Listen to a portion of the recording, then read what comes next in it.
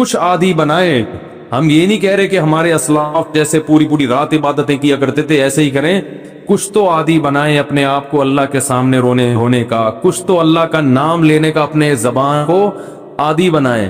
جو تبلیغ والے تسبیحات بیان کرتے ہیں جو صحیح احادیث سے ثابت ہے کہ 100 مرتبہ صبح لا الہ الا اللہ وحدہ لا شریک لہ لہ الملک ولہ الحمد وہو علی کل شیء قدیر, اور بعض روایت میں یحیی و یمیت وہو حی لا یموت. یہ حدیث میں تبلیغ والے تو تیسرا کلمہ بتاتے ہیں, یہ کلمات حدیث میں آتے ہیں. آپ صلی اللہ علیہ وسلم نے ارشاد فرمایا جس نے 100 دفعہ یہ کلمہ پڑھا اس سے زیادہ نیکیاں پورے دن میں کوئی شخص نہیں کما سکتا سوائے اس کے جو اس سے بھی زیادہ مرتبہ پڑھے. تو ذکر سے محبت پیدا کریں. آج ذکر کی لذت نہیں ہے, بس ایویں بیٹھ کے وہ ٹی وی دیکھ رہے ہیں, فلم بھی دیکھ رہے ہیں اور تسبیح چل رہی. کیسے پیارے کلمات ہیں, کیسا مزہ آتا ہے ان کلمات پڑھنے میں. لا الہ الا اللہ, کوئی عبادت کے لائق نہیں سوائے اللہ کی. کتنا اللہ تعالیٰ خوش ہوتا ہے کہ جب ساری دنیا مجھے بھول گئی ہے, ہر وقت دولت کی باتیں, پیسے کی باتیں, مکان کی باتیں, پلاٹ کی باتیں, اس سے اتنے پیسے لینے, اس کو اتنے پیسے دینے, وہ کاروبار بند ہو گیا, اس کو کھولنا ہے, یہ کرنا ہے, وہ کرنا ہے, ہر وقت 24 گھنٹے. جس نے پیدا کیا, جس کے پاس لوٹ کر جانا ہے, سب چیزیں چھوڑنی ہے یہاں پہ. یہ بیوی بچے بھی چھوڑنے ہیں, یہی قبر میں اتاریں گے. جو آج کہہ رہے ہیں نا وہ رہ نہیں سکتے آپ کے بغیر, اور یہی اتار کے آئیں گے قبر میں. اور اگر کورونا سے مر گئے نا, اللہ بچائے, تو قبر میں بھی نہیں جائیں گے, بولیں گے یہ تو مر گیا, ہمیں نہ مار دے کہیں. دور دور سے دیکھ نہیں رہے کیسے جنازے ہو رہے ہیں. یہ تو انسان کی محبت ہے, یہ تو اوقات ہے انسان کی. تو جس کے پاس لوٹ کر جانا ہے اور جس نے بنایا ہے, هو اعلم بكم اذ انتم اجنة في بطون امهاتكم. اللہ فرماتے ہیں جب تم ماں کے پیٹ میں تیار ہو رہے تھے نا, وہ رب تمہیں اس وقت سے جانتا ہے.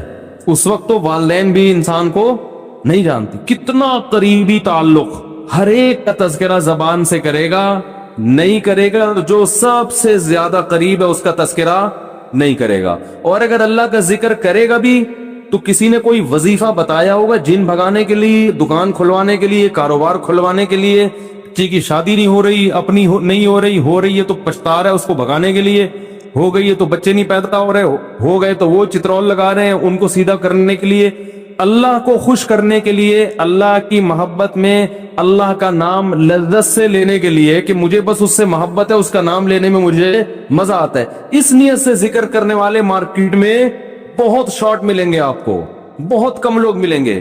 کوئی بیٹھا ہو نا صبح اللہ اللہ کر رہا ہو, کیوں کر رہے ہو؟ وہ جی فلاں پیر صاحب نے بتایا تھا, وہ فلاں پیر صاحب نے کہا تھا یہ کرو گے تو یہ والا کام ہو جائے گا. او بھائی اللہ نے پیدا کیا ہے, جیسے دنیا کا تذکرہ کرتے ہو بغیر ضرورت کے کرتے ہو نا. خواتین جب آپس میں ملتی ہیں دوسرے کا لباس دیکھتی ہیں, بہن کہاں سے خریدا, کتنے کا خریدا, ضرورت ہوتی ہے, حالانکہ جیب میں ایک پیسہ بھی نہیں ہوتا خریدنے کا. لیکن محبت جس چیز سے ہوتی ہے اس کا تذکرہ کرنے میں انسان کو بولو نا بھائی مزہ آتا ہے. مرد جب آپس میں بیٹھتے ہیں تنخواہ پوچھ رہے ہوتے ہیں, کیسا چل رہا ہے بزنس, کیا ہو رہا ہے, کتنا پروفٹ ہوا. جس چیز سے محبت ہے انسان کو اس کا نام لینے میں مزہ آتا ہے. یہ مزہ اللہ کا نام لینے میں بھی پیدا کر لیا جائے اپنے دل میں تو وہی کیفیت ہوگی کہ دم رکا سمجھو اگر دم بھر بھی یہ ساغر رکا. میرا دور زندگی ہے یہ جو دور جام ہے. حضرت فرمایا کرتے تھے, ہمارے حضرت جب بیان کرتے نا اور اللہ کی محبت میں کبھی کوئی شعر سنا دیا تو پورا موضوع ان کا چینج ہو جاتا تھا. جیسے میں شادیوں پہ آتا ہوں نا اگر, تو پورا موضوع میرا کیا ہو جاتا ہے, ارے جہنم کی بات چل رہی ہو, وہاں کی ہولناکیاں چل رہی ہو, سانپ بچھو, اور کسی نے شادی کی بات کر لی تو ہمارا پورا ٹاپک چینج ہو جاتا ہے نا.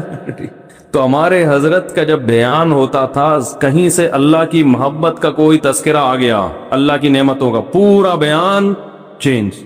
اور پھر حضرت فرماتے تھے کہ کچھ نہ, پھر یہ شعر پڑھتے تھے, کچھ نہ رستے کا پتہ ہم کو نہ منزل کی خبر, کچھ نہ رستے کا پتہ ہم کو نہ منزل کی خبر, جا رہے ہیں جس طرف ہم کو لیے جاتا ہے دل. یعنی ہمیں نہیں پتا اب ہم نے کہاں جانا ہے, اب تو ہمیں دل لے کے جدھر جا رہے ہیں ہم وہاں چل رہے ہیں, دل گھسیٹ رہے ہیں.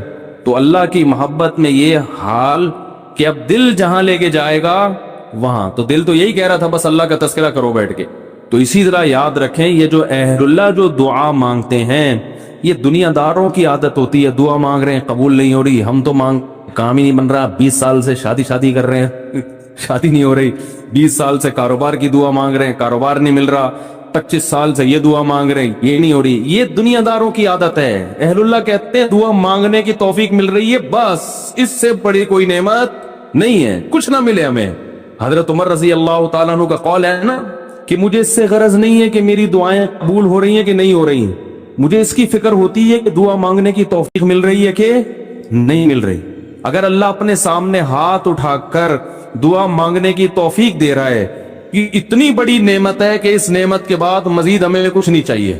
بھائی اللہ توفیق دے میرے سامنے ہاتھ اٹھا کے مانگو، تو یہ ہر ایک کو تھوڑی ملتی ہے توفیق۔ آج دنیا میں دعائیں مانگنے والے سب سے کم ہیں، سب سے کم۔ ایک تو مانگتے نہیں، اوپر سے مانگتے ہیں تو ایسے بد دلی کے ساتھ کہ وہ دل ہی نہیں لگ رہا ہوتا ان کا، اور پھر 2-4 دفعہ مانگے بولے قبول، جا کے دیکھیں قبول ہوئی ہے کہ نہیں ہوئی ہے۔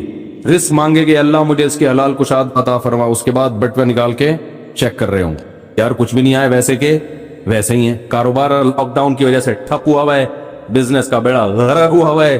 تو بھائی جو اہل اللہ ہیں وہ کہتے ہیں دیکھو جتنا تعلق دعا کے وقت انسان کا اللہ کے ساتھ ہوتا ہے نا، اتنا کسی اور چیز میں نہیں ہوتا۔ براہ راست اللہ سے اپنی زبان میں مانگ رہا ہے۔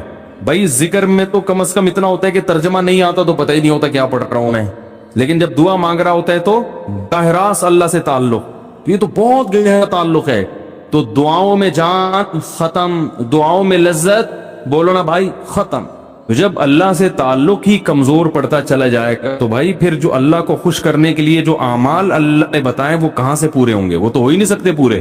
تو اس لیے ذکر اللہ کو ہلکا نہیں سمجھنا چاہیے۔ میں وہ ترجمہ بتا رہا تھا کہ چوتھے کلمے کا لا الہ الا اللہ، کوئی عبادت کے لائق نہیں سوائے اس اللہ کے، لہ الملک، اسی کے لیے بادشاہی ہے، وَلَهُ الْحَمْدُ، تعریف صرف اسی کے لیے۔ یہ جو کہتے ہیں فلاں بھی اچھا، فلاں پیسہ اچھا، فلاں کی گاڑی اچھی، فلاں کی بلڈنگ اچھی، فلاں کا پلاٹ اچھا، بحریہ ٹاؤن کا مکان اچھا، اسلام آباد کی رہائش اچھی، تو لہ الحمد، اے اللہ تعریف کے قابل صرف کون ہے؟ تو، باقی سب مٹی فنا ہونے والی چیزیں۔ وہ بھائی بحریہ ٹاؤن کا جو مالک ہے کل وہ بھی قبر میں اترے گا، ہم اور آپ کس کھیت مولی ہیں؟ 2-4 بنگلے بن گئے بحریہ ٹاؤن میں، 8-10 پلاٹ ہو گئے، وہ آدمی تمیز سے بات کرنا ہی چھوڑ دیتا ہے۔ بات میں بتا رہا ہوں، بحریہ ٹاؤن میں رشتہ لینے بھیجے گا، بحریہ ٹاؤن میں پلاٹ، تو رشتہ لینے بھیجنے کی پھر ضرورت نیٹ پہ ڈال دے، ٹھیک ہے نا؟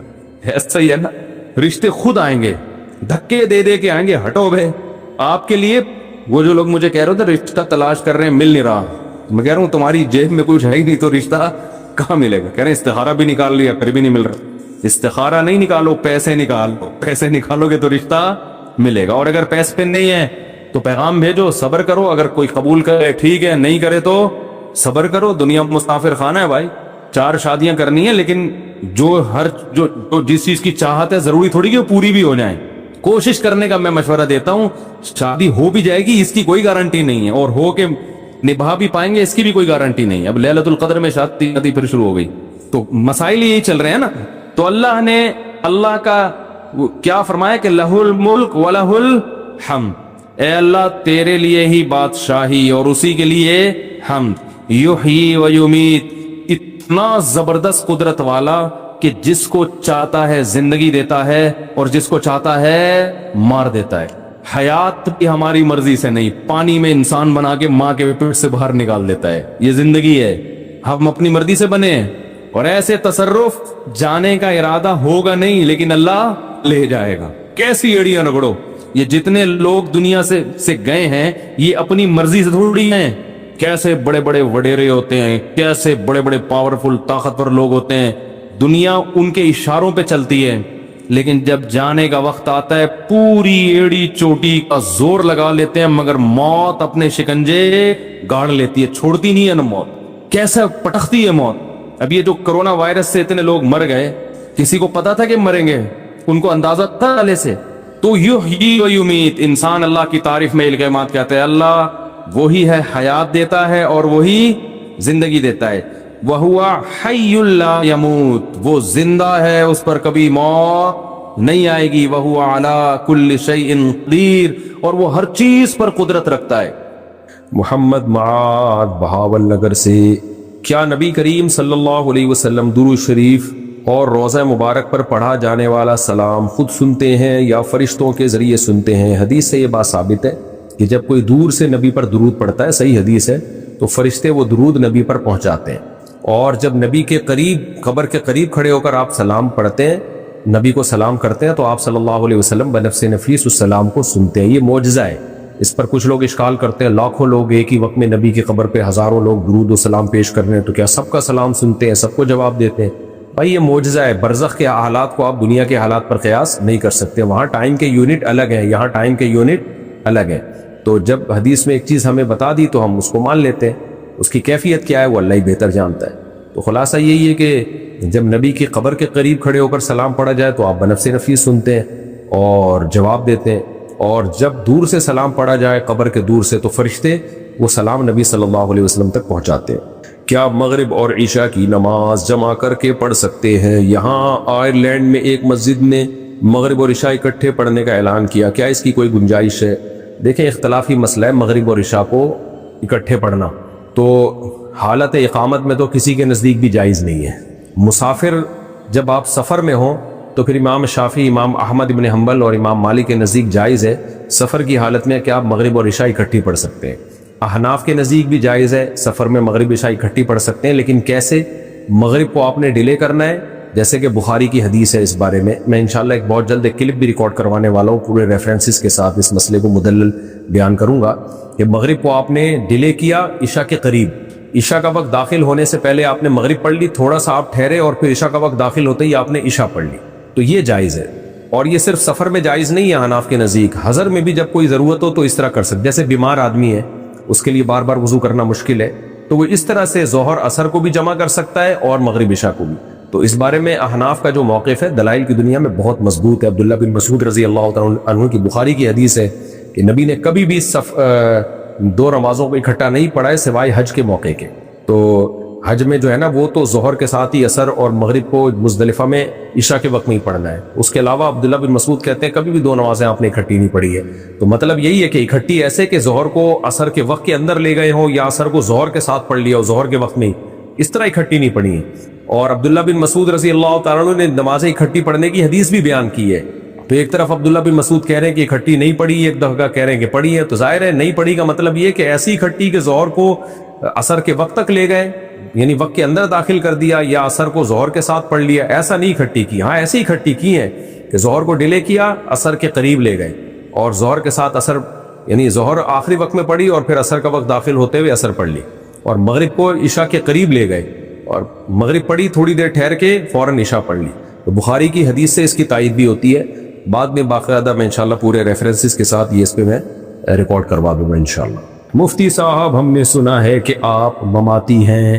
بھائی میں نبی صلی اللہ علیہ وسلم کی قبر مبارک میں حیات کا قائل ہوں، برزخی حیات ہے، بہت طاقتور ہے، اور اس حیات کا آپ کے جسد اطہر سے گہرا تعلق ہے، بہت قوی نوعیت کا تعلق ہے، اور اس طاقتور تعلق کی وجہ سے ہمارے بعض اکابر نے اس کو دنیاوی حیات سے تعبیر کیا ہے، لیکن حقیقت میں ہے وہ برزخی ہی حیات، اور یہی ہمارے علماء دیوبند کا عقیدہ ہے، اور یہی المہند المفند میں لکھا ہوا ہے۔ تو اس کو جو دنیاوی حیات سے تعبیر کیا گیا ہے وہ مجازاً تعبیر کیا گیا ہے، یہی ہمارے اکابر کا عقیدہ ہے، ورنہ اصل میں وہ برزخی حیات ہے، لیکن اس کا اس جسد اطہر سے گہرا تعلق ہے۔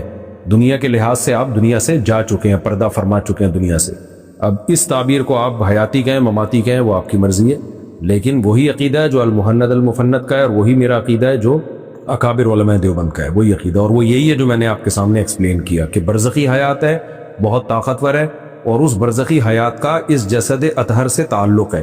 کس نوعیت کا تعلق ہے یہ ہمیں معلوم نہیں ہے، کیونکہ اللہ نے قرآن مجید میں کہہ دیا شہداء کے بارے میں کہ وَلَٰكِن لَا تَشْعُرُونَ، وہ زندہ ہیں مگر تمہیں اس کا شعور نہیں ہے۔ تو انبیاء کی حیات تو شہداء سے بھی زیادہ پاورفل ہوتی ہے، وہ اور زیادہ طاقت کے ساتھ زندہ ہوتے ہیں، لیکن اس زندگی کو زیادہ ایکسپلین کرنا ہمارے لیے پاسبل نہیں ہے۔ وَلَٰكِن لَا تَشْعُرُونَ، تو اس سے آگے ہمیں اس میں بڑھنا نہیں چاہیے۔ میری بیٹی جب بھی قبرستان سے گزرتی ہے تو بیمار ہو جاتی ہے، یہاں تک کہ پانی بھی ہضم نہیں کر پاتی، میں کیا کروں؟ دیکھیں بعض دفعہ نا بچے کے لاشعور میں خوف بیٹھ جاتا ہے، یہ ہوتا ہے، یہ جتنی بھی خوف والی بیماریاں ہیں نا ان کی بنیاد بچپن میں ہی پڑتی ہے، جو بڑے ہو کر پھر قائم رہتی ہے۔ بعض دفعہ بچے اس مجلس میں ایسی مجلس میں بیٹھ رہے ہوتے ہیں، وہاں موت کا بہت تذکرہ ہوتا ہے، مردوں کا، چڑیلوں کا، جنوں کا، بھوت کا، تو بچے کے لاشعور میں خوف بیٹھ جاتا ہے تو وہ قبرستان سے گزر نہیں پاتا۔ حقیقت یہ ہے کہ میں اپنے بچپن میں یہ بھگت چکا ہوں۔ ہم اسکول میں کلاس فیلوز تھے، جو کچھ دوست ہیں نا، ہمیں مردے اور یہ باتیں جن چڑیل کا کر کے بہت ڈراتے تھے۔ تو مجھے یاد ہے مجھ میں اتنا خوف بیٹھ گیا تھا 9-10 سال کی عمر میں کہ میں کسی مردہ کو نہیں دیکھ سکتا تھا اور میں قبرستان سے گزر نہیں سکتا تھا، میری حالت خراب ہونا شروع ہو جاتی تھی۔ لیکن اللہ نے مجھے توفیق دی، میں نے خود اس کا علاج کیا۔ مجھے بچپن میں ہی اندازہ ہو گیا تھا کہ یہ ایب نارملٹی کی طرف میں جا رہا ہوں، تو میں نے کیا کیا، اس موضوع پہ سوچنا چھوڑ دیا، کچھ وقت کے لیے قبرستان سے گزرنا چھوڑ دیا، میتوں کو، مردوں کو دیکھنا چھوڑ دیا۔ تو آہستہ آہستہ وہ سب کچھ بالکل دماغ سے جو ہے وہ نکل گیا اور میں نارمل ہو گیا۔ اللہ کا شکر ہے، مجھے قبرستان جانے سے کچھ نہیں ہوتا، مردے بھی بہت دیکھے ہم نے تو۔ لیکن یہ بچپن میں جو ہے نا بچوں کو ڈرانا، جن چڑیل بھوت، آج کل مائیں ایسا کر رہی ہوتی ہیں، جن بابا آئے گا بھو بھو کر کے ان کو ڈرا رہی ہوتی ہیں، بہت ڈینجرس ہے یہ۔ بچوں کو راتوں میں بہادر بنائے، بولے کچھ نہیں ہے، کوئی جن چڑیل بھوت نہیں ہے، چل نکل، شاباش جا یہ دکان سے فلاں چیز لے کر آ، رات کو نگرانی بھی کریں کوئی چور ڈاکو نہ اچک لے اس کو۔ تو بچوں کو بہادر بنانا چاہیے۔ ہماری مائیں الٹا بچوں کو ڈرا رہی ہوتی ہیں، 2 صاحب ڈرا رہے ہوتے ہیں، جن چڑیل کے قصے سنا رہے ہوتے ہیں۔ امریکہ یورپ میں